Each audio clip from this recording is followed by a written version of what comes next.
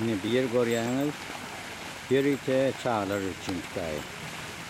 Çağlar yürü Kütahya'da poğaç yerler. Geceler aylıya Kütahya'da poğaç yerler. O yan pesi. Her yerini hapa arasalarla siyah korarlar. Onu da belli koyup yermek, poğaçmak olmuyor.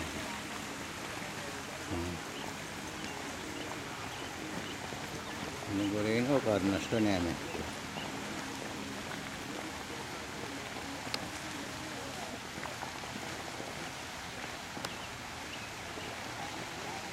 Ayaklarını uca koyalım getiren cesperlerini.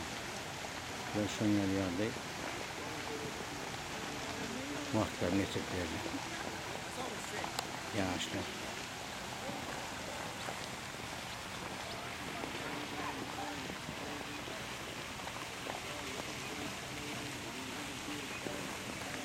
Görüyorsunuz.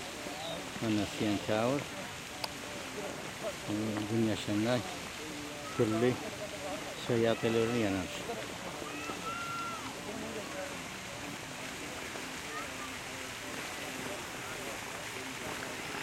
Lake Park.